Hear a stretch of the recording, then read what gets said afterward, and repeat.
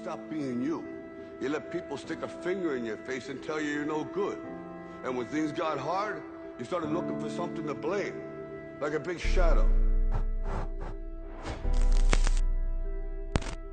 The least we can do is consider what we've done and individually, collectively do the best we can to try and turn this thing around.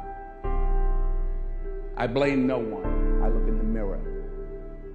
On the other side of it, what an opportunity we have, because tomorrow's the first day of the rest of our lives. So what an opportunity we have. A huge part of the reason that people fail is because they don't ever set up the criteria for success. The world ain't all sunshine and rainbows. It's a very mean and nasty place, and I don't care how tough you are, it will beat you to your knees and keep you there permanently if you let it. You, me, or nobody is gonna hit as hard as life. But it ain't about how hard you hit. It's about how hard you can get hit and keep moving forward. How much you can take and keep moving forward.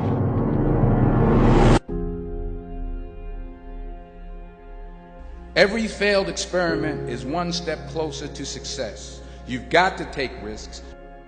I found that nothing in life is worthwhile unless you take risks. You will fail at some point in your life. Accept it. You will lose. You will embarrass yourself. You will suck at something. But do you have the guts to fail? If you don't fail, you're not even trying. Sometimes it's the best way to figure out where you're going.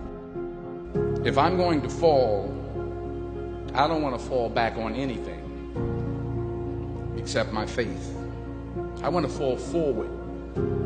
I figure at least this way I'll see what I'm going to hit. There is no passion to be found playing small and settling for a life that's less than the one you're capable of living.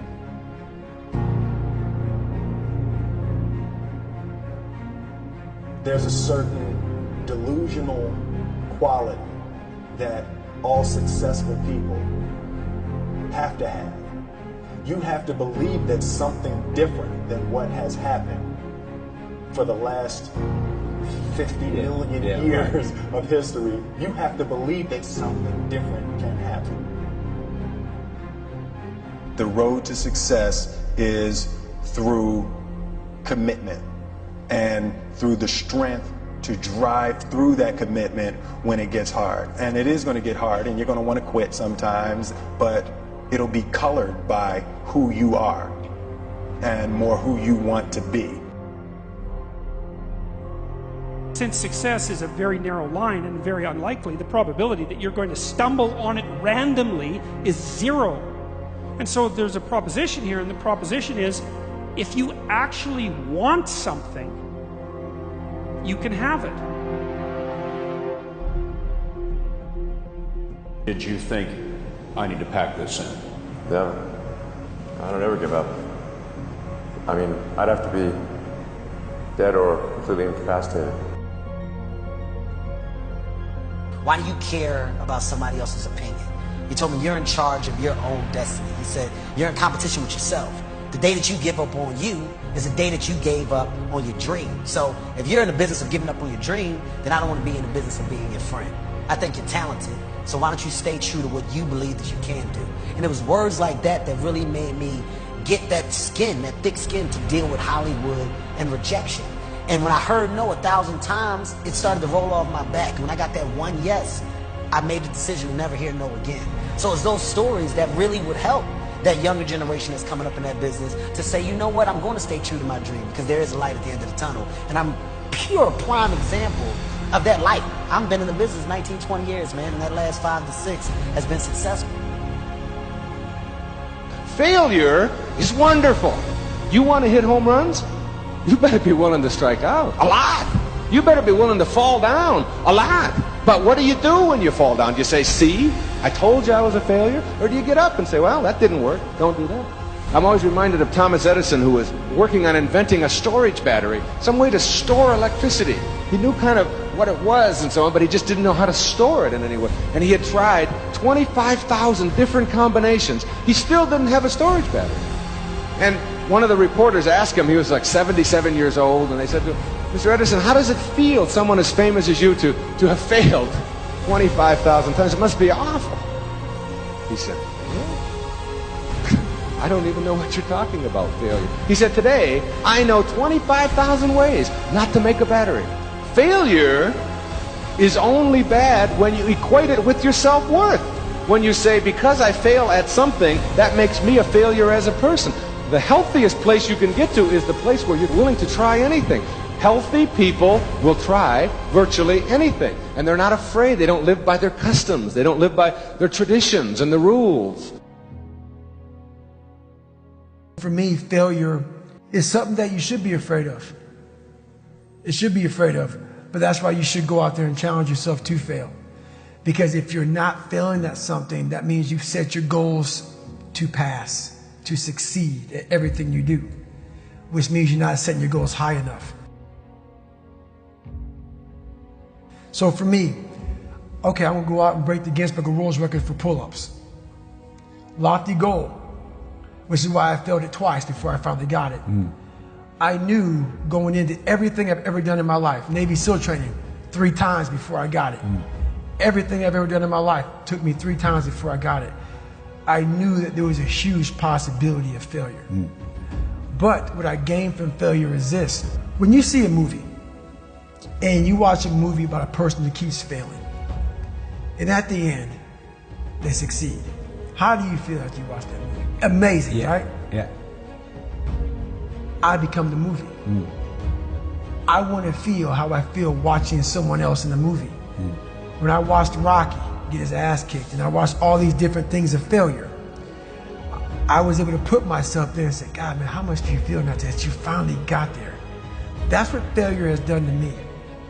I've watched so many things and watched someone succeed at the end of it. It's like, God, I want to feel like that. But failure causes that one feeling.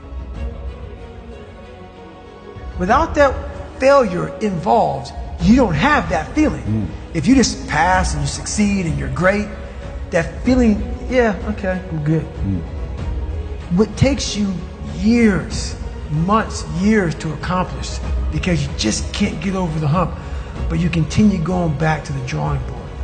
You're looking for those few seconds after you finally figure out the equation, whatever the equation may be, to get you to finally pass, to succeed. I live for that feeling, but I can't get that feeling without going through, I failed this equation, I failed this one, I failed this one, I failed this one. Oh, I'm figuring it out.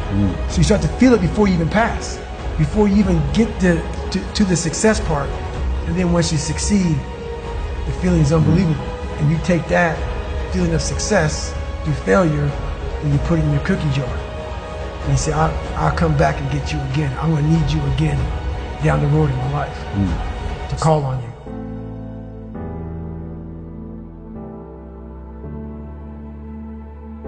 You know, it's always a little bit frustrating to me when people have a negative relationship with failure.